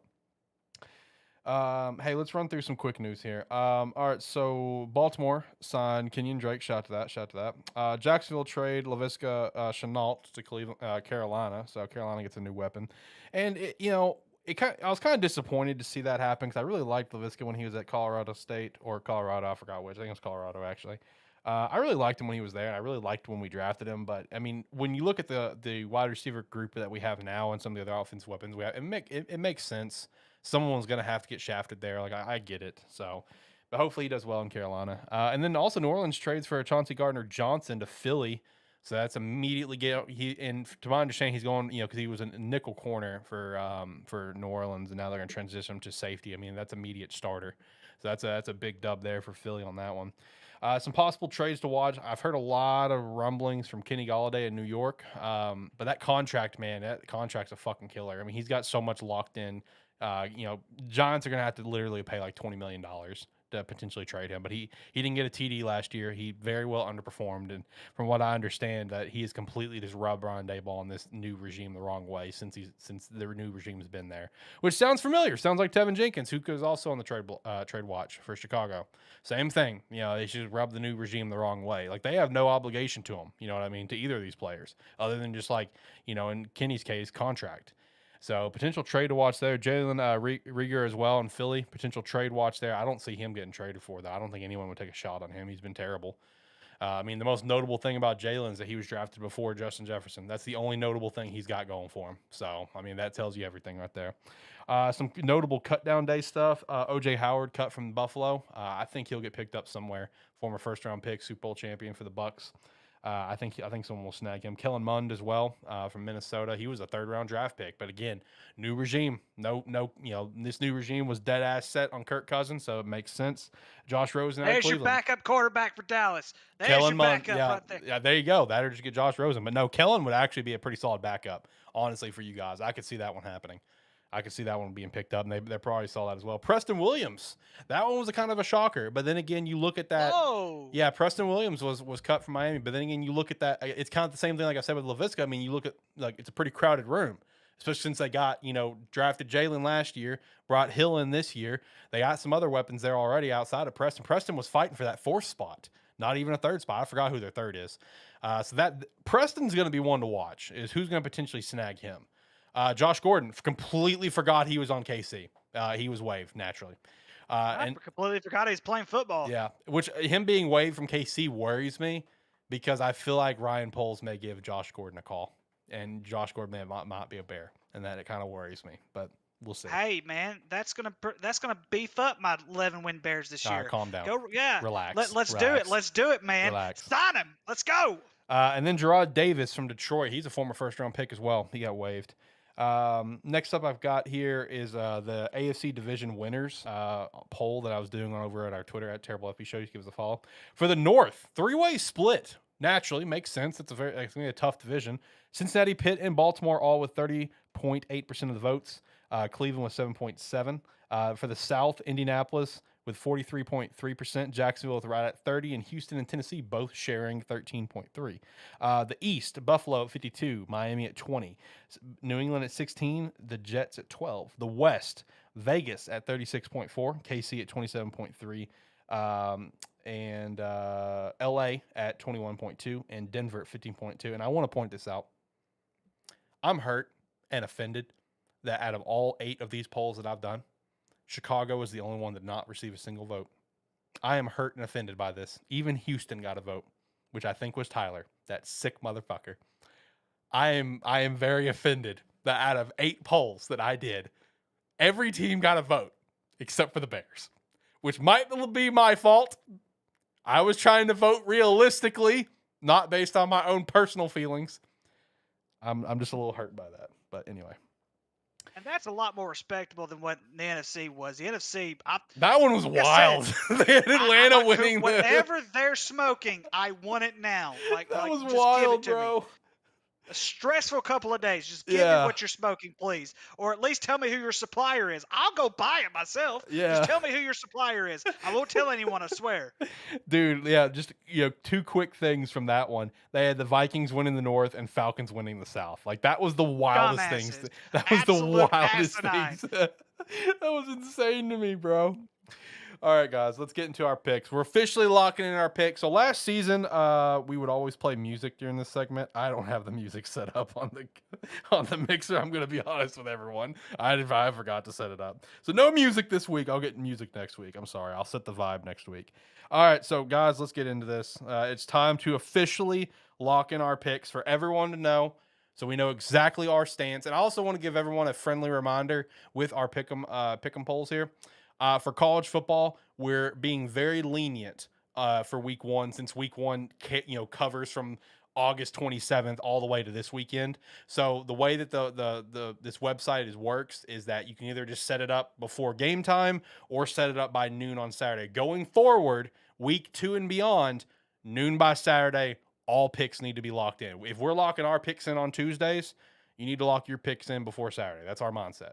It's just this one, this time we're being leaning on it because of how the website's set up. So anyway, guys, let's jump into it. Okay, first up, number 7 ranked Utah, Florida. Who you guys got? Who you guys rolling with? Utah. I'm going Utah. Let's get it. Man, Utah's an easy pick. But I'm gonna go Florida. Okay. As much as I hate it, I'm gonna go Florida. Billy Napier is the head coach, right? Yep. Yes. Yep. I want to see what he does in his first year. This would be a big win and a big boost to that program if they get it. I'm gonna go Florida. Okay, that's fair. That's respectable. Number 24, Houston at UTSA. This one could be a big trap game for Houston. I think UTSA lost a little too much. I'm going Houston. I'm going UTSA, personally. That's what I got locked in. I, as well, am going UTSA. Little Arkansas bias. We have Barry Lunny over there. Great offensive-minded coach. Got some great running backs over there. I'm going to go UTSA. All right, I got some background music on, boys. I managed to throw in our intro music real quick from the starting screen. So we got intro music on the YouTubes. Shout out to that. Next game, Western Kentucky at Hawaii. Western Kentucky. Ricky. Hawaii. Woo! Let's go. Go Bows. Hawaii. We're locking it in, baby. All right. I know it's coming. Ricky. Next game we have up is South Dakota State and Iowa. So I just want to first start off by saying that I believe in America. And in America, we can make some outrageous picks when it comes to these kind of rounds, especially when March Madness hits around and you see all these upset picks. I am picking South Dakota State to beat Iowa in week 1 this coming Saturday. And here's the thing, gentlemen. I want people to realize that the FCS is not this layover division as what people would like to think. South Dakota State, obviously, they are the rival for North Dakota State. I want people to understand where I'm coming from on this, okay? Last year, South Dakota State had a running back by the name of Pierre Strong who happened to be drafted in the 4th round by the New England Patriots this past season. His backup, his name is Isaiah Davis. Isaiah Davis was his backup last year. Last year as a backup, he had over 700 yards worth of rushing just as a backup, which is actually very good when it comes to college football. They also have a tight end by the name of Tucker Kraft, who happened to be the leading leading receptions of tight ends in all of FCS last season. He is going to be very good. They've got an offensive tackle who is also being looked at by the NFL. Not sure if he's going to get drafted. He's probably going to be picked up by a team, undrafted, picked up by a team later. But he also is going to be an NFL draft prospect. They have a set of twins, gentlemen, and let me look this up real quick because I don't want to get these games wrong. They've got 2 twins, Jackson Jakey and Jason Jakey, a set of twins. Jackson Jakey is also an NFL prospect that's going to be looked at for this upcoming draft, and he possibly will be a late round draft. He is very good. His twin Jason is also pretty good, not as good as Jackson. Jackson gets a whole lot more targets than what Jason does, but they are very, very solid when it comes to a set. This is not a typical week 1 FCS to FBS matchup. South Dakota State right now preseason, they are my favorite to win the FCS. They are also preseason ranked number 4, I believe. Yeah, they're high in the FCS. So this is not your typical pushover, team that you're gonna see over the weekend, as we do like with Auburn and Mercer. Which go Mercer! I hope they beat Auburn. But you just look at this entire scenario with the fact that Iowa is going to be basically almost picking back up where they sort of have left off, where they were in that little rebuilding phase, because they only had one team, I believe, last year that they even had a common opponent with, and that was Colorado State. And South Dakota State beat Colorado State. So did Iowa. South Dakota State won a little bit more easy. So yes, I am going with South Dakota State over Iowa this weekend.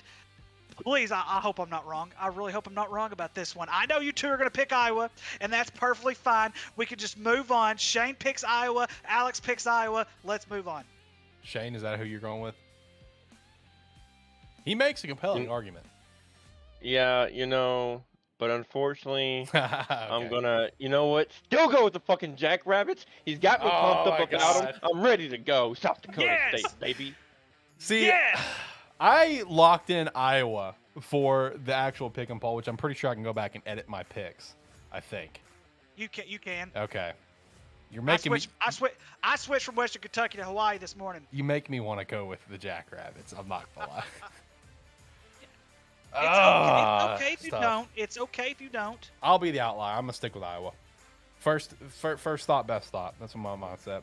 Hey man, like you said though, college football, it's always a toss-up for you, man. It is. It's always a toss-up for you. It is. I last year I got hot in college. I did.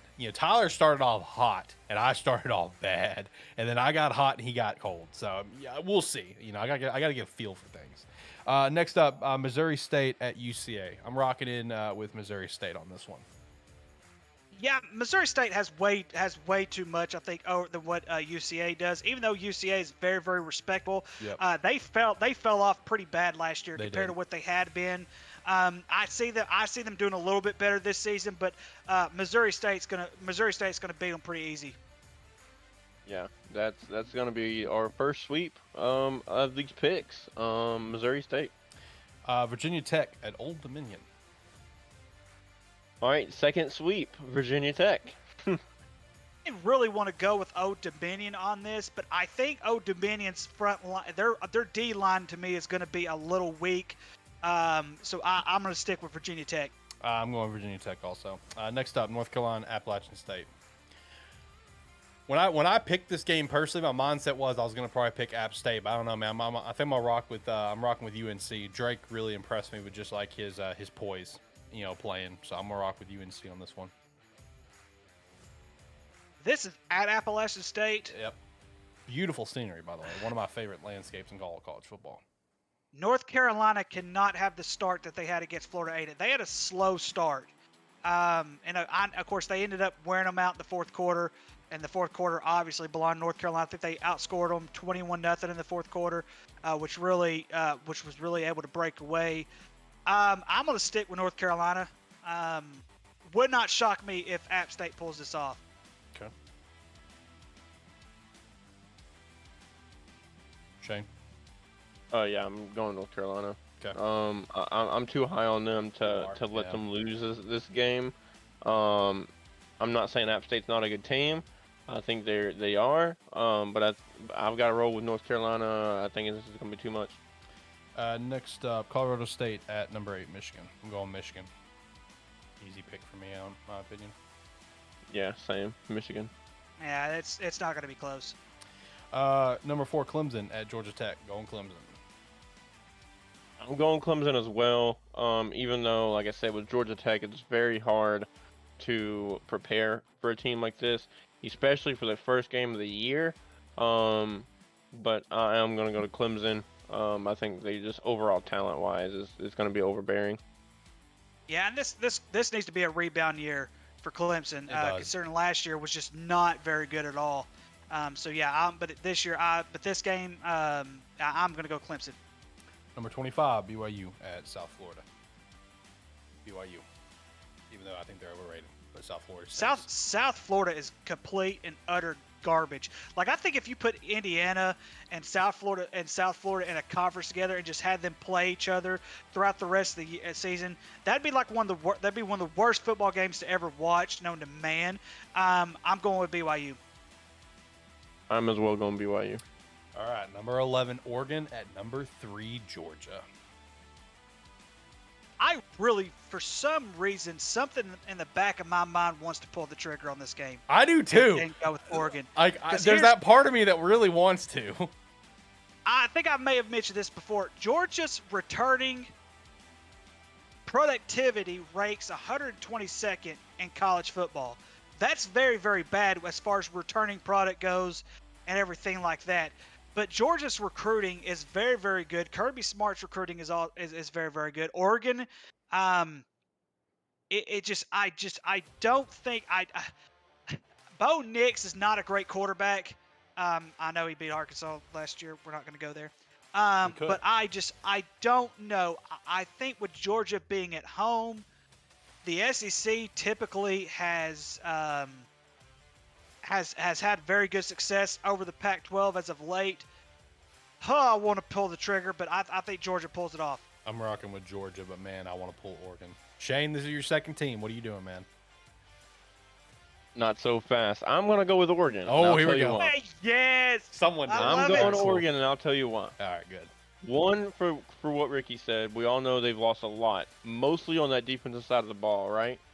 And it's kind of usually when we think of Georgia and we think of a team like Pac-12 or Big 12 or Big 10 or whatever it may be, usually it's opposite of this, right? Usually the SEC team's going to have the better defense, more experienced defense, and that's usually what overcomes teams because it's hard to score, even if you do have a prolific offense like Oregon is typically going to have. And again, I'll go back to Ricky. I'll agree with him. Bo Nix is not the best quarterback. I don't necessarily like him at Oregon, but I think it's flipped here. I think Oregon's going to have a much better defense than what Georgia's going to have. Oregon's going to have a much better defense than what Georgia's going to have. They're going to be much more experienced. They have possibly a top 3 pick and Noah Sewell sitting there at middle linebacker. True. He's the anchor of that defense. I'm gonna say, even though Georgia's defense is gonna be good, don't get me wrong. Kirby Smart knows how to recruit. They're not gonna be experienced though. They're young. That's fair. And on the flip side, Georgia's offense is gonna be much better because they are returning. Even though they did lose quite a bit of people, I mean, in totality, but less on the offensive side of the ball than they did the defensive side of the ball, and they do get their Stetson Bennett back. But I think that Oregon defense is gonna be too much. I think Noah Sewell's going to be a wrecking crew. Very well look out for him to having, 15 tackles this game and 3 sacks and a couple quarterback hurries. So I'm going to go Oregon. I respect that. I hope so. Oh man, that makes me want to change my pick, Alex. Goodness gracious, that really I'm gonna. Feel He like changed an his idiot pick when for Oregon you. wins. He changed his pick for you.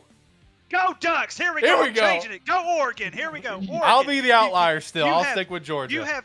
Shane, you have made me have a change of heart and go with my original instinct to begin with. There you go. Go Ducks! Let's go, baby. All right. Next up, number 23, Cincy at Arkansas. Arkansas for both of you, I know. Yep. That's a definite. Cincinnati, I think, lost way too much to even be considered. Nope. Cincinnati's gonna win. Arkansas is losing every fucking game this year because Arkansas stinks. Nah, Arkansas is gonna win this game anyway. All right, so next up, we're now into our 3 game of the weeks. First up, FCS game of the week. Florida A&M at Jackson State. I think it's going to be a very good game. Give me Jackson State, though. Give me Deion Sanders and Jackson State. Let's get it.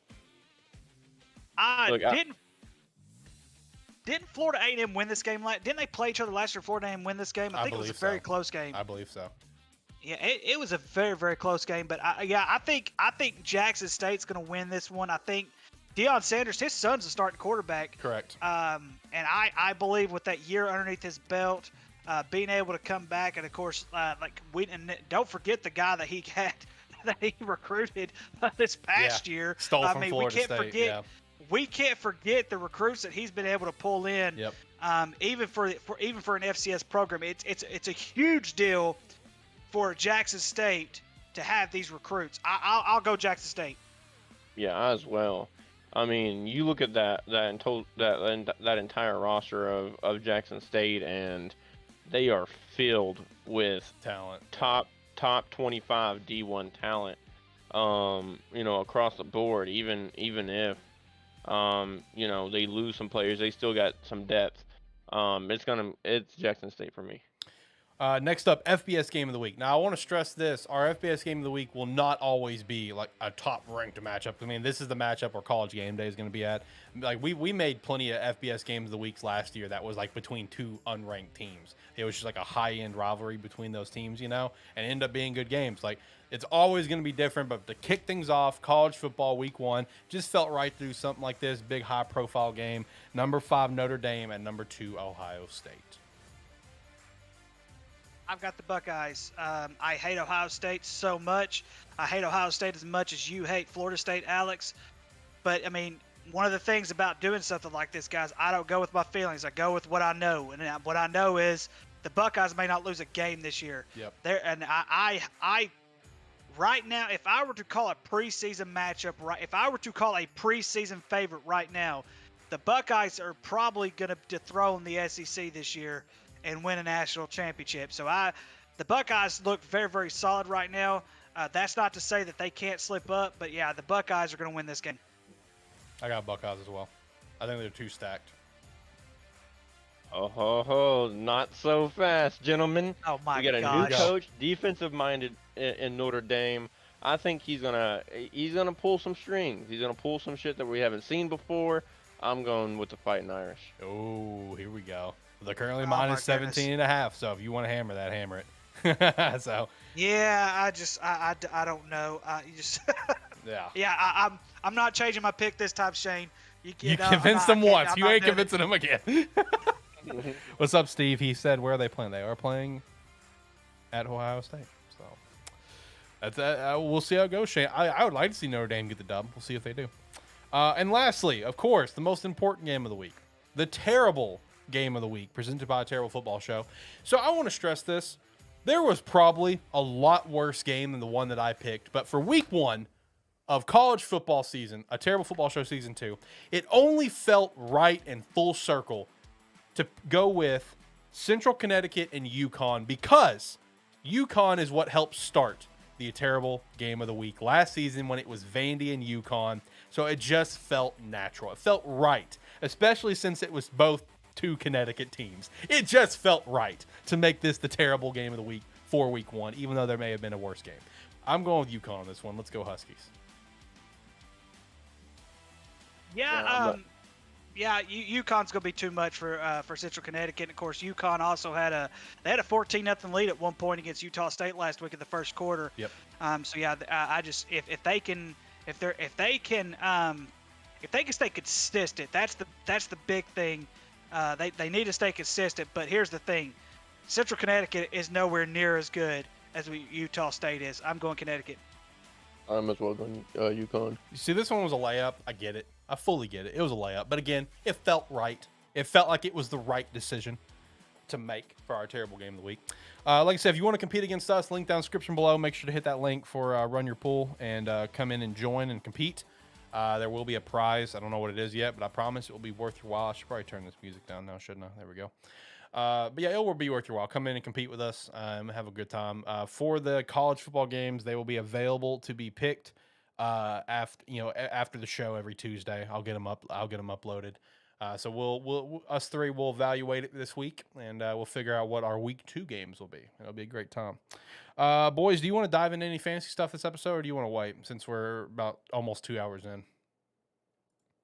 We can kick it off. We can kick off the show next week with it. Okay, we'll do that then. Sounds like a plan. Sounds like a plan to me. And I will be in studio next week. That's right. Yeah. Let's go. Ricky will be in studio. Vacation, baby. Here we go. Vacation. Here we 3 go. more days. Hey, God, just get me through 3 more days. Listen, 3 more days. Listen, Ricky, I want you to know every single morning I will send a good morning text to my lady, and I will always include how many days until vacation. 31 days, and I'm fucking out of here. I want the record to be known, I have no idea what we're doing for an episode that week. We may do a pre-recorded, may take a break, or may just cut you guys loose and let you guys do it without me. I don't know what we're going to do. We'll figure that out in a few weeks, because I have no idea. Because I'm not fucking with the show. I'm not fucking with any show. I don't care. There should be someone here. Zach should be the one that should be here house sitting for me. So, of course, trapped in my chair. Yeah, Zach will be house sitting for me, I'm pretty sure. So, arrange something. We'll see. We'll cross that bridge when we get there. Guest. Yeah, we'll cross that bridge when we get there. I don't know. All right, I'm going to hit the music, and we're going to work our way out of here. Boys, last thoughts on anything that we chat about here today. Music's playing. I'm 4 days, 5 days away from college football, and I think we're just a little over that for pro. So I'm excited to get some football watching. And so. True. Yeah, favorite time of the year, guys. I'm telling y'all right now, I was shocked because usually first-year referees in high school football do not get a Friday night for a while. And the fact that I'm having 2 in a row, I'm telling y'all, it's football's time, boys, and I'm excited for it. Right, dude. It's the best. It's one of the best times of the year. All right, this is our time, baby. I'm so pumped. Plus, I'm pumped for some of the things that's coming very soon for SparkE3. You boys don't know what it is, and it's just gonna further enhance everything. And I'm ready for it. It's gonna be great. All right, make sure to go check out Wayward Beard Company, promo code SparkE3. You get 10% off your order. I've tried 4 different scents, and they're all great. Open Road, Sun Breather or Bather, I don't know which one. Trailblazer and Wander, all 4 I recommend. Like all of them. Make sure to check out Rogue Energy. Rocket Pop is about to launch here in I think a couple days. Pick that up. I've been really enjoying it personally. Promo code SparkE3 or Razor3 to get 10% off that order. And then also keep an eye out for the Agent Ink stuff. Looking forward to the designs pumping out here maybe in the next couple weeks. We'll actually have our new merch there. Really excited for that. Agent Ink is I'm really excited for this partnership. All right, boys, are we doing it? We got to do it. Come on. Everyone loves it. Everyone loves the outro. We got to do it, boys. Are you ready? Yeah, we can try to sync it up again. We don't know what's going to happen, but we'll see. Okay. With all of that said, thank you so much for listening to a terrible football show. Hey, that one was better. We're getting better, boys. Let's get it.